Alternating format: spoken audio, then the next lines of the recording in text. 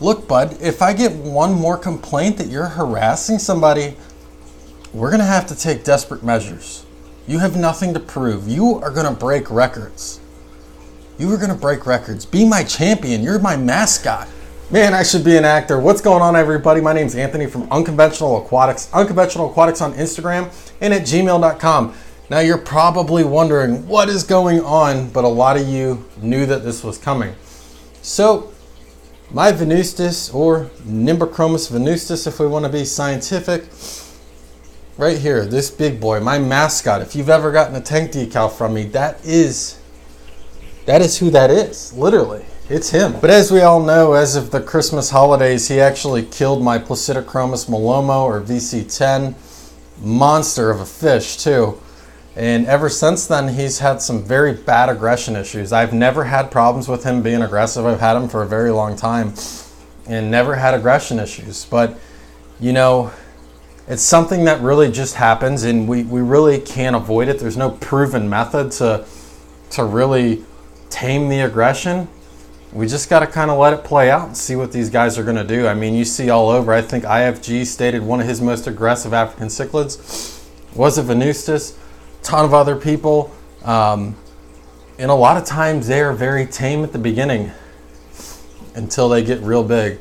Now this guy's huge. Now when I moved him, I actually measured him. He is 10 1/4 inches.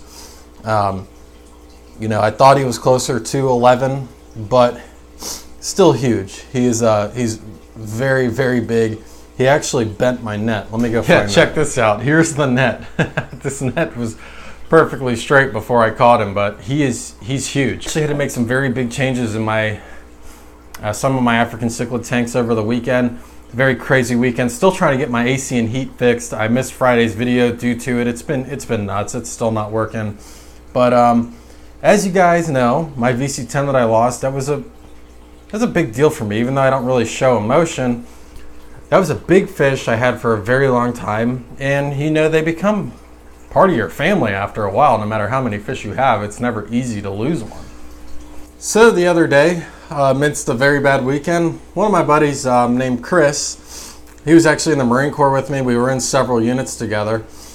Even better, he lives 2 houses down from me.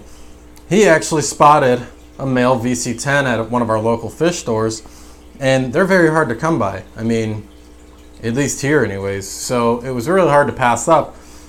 And it was very hard for me to tell him, I just can't get it right now. I have the giveaway coming up, about to drop who knows how many $1,000s on this freaking AC trying to get that fixed.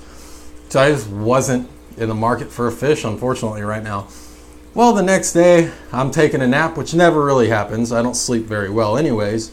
My phone's ringing, and I finally hear it, and then I see a text message that says, hey man, your VC10 can't live in this bag all day. Chris bought me the VC10, and I'm going to show you this bad boy. He looks really nice, perfect size. You know, he's about 4 or 5 inches, but you know, he's going to get monstrous if you remember my other 4 or so inches. Why is he not in this grow out tank, and why is nobody else in this grow out tank? Well, I was faced with a challenge. I could either put that VC10 in this tank amongst my other grow outs and risk potentially one of them getting eaten. Now I'm building a rack actually on this back wall, so literally all of my quarantine tanks and holding tanks are torn down right now. So I had a dilemma. He's been in need of a timeout. As you've probably seen in past videos, he's been crazy, and I've been needing to take him out. I didn't want to make a big breeder basket, timeout basket for the 125 because that tank sits out in the main living area of my house. I don't want a big ugly basket floating around in my tank. So I took a gamble and I just ran with it. I took all of my grow outs and I put them in my 125 gallon tank. There was still a little bit of an issue with that though. I have a dragon blood in there who is packed on more size than any African cichlid I've ever had in the shortest amount of time. It's actually absolutely unreal. I mean, if you look at the video of when I got that dragon blood, it wasn't but maybe 4 months ago, 3 or 4 months ago, and he's big now. He's huge, and he's very mean. So the dragon blood is actually in the breeder basket, 125, chilling out amongst all the rest of my fish. The tank actually looks really good now. It's really busy. And you know, for most of you who know, the reason it wasn't busy before is because I started over with all my African cichlids and I only kept 3. So it was a big change, but he had to move. So I put him in the 60-gallon grow out. Now, this is not forever. It is plenty of water for him right now.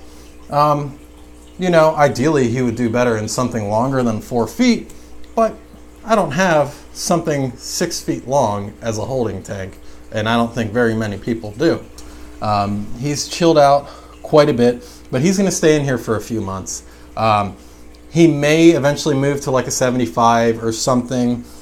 We will see as time progresses. I do have some fish purchases I want to make, and I want to make these purchases as adult fish.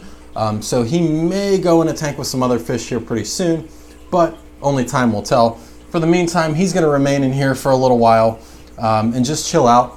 That 125, those juveniles are going to explode with growth. I mean, they're getting over a double tank size upgrade, and they will explode with growth. I've seen it happen before. Same concept is why I keep my fry tank only half full. So they'll explode with growth, and the theory is I'm going to let them grow to a point to where they're big enough to where when he goes back in, hopefully he's not trying to kill anybody. So we'll see how that goes. So this is his new home for now. Whenever we take videos in front of here, you're going to see this monster. There he is. Get him to move a little bit.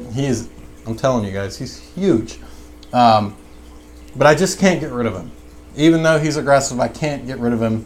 He is my mascot, and he's going to live his legacy in this house one way or another. So before I end this video, let's go check out that VC10. There he is. Let me get a nice up close of him. Still got a ton of coloring up to do, but I mean, look at that blue face.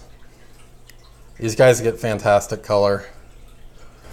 So that's what's going on, guys. Again, I'm sorry for missing Friday's video. I do apologize, but you know, there's a lot going on in life right now.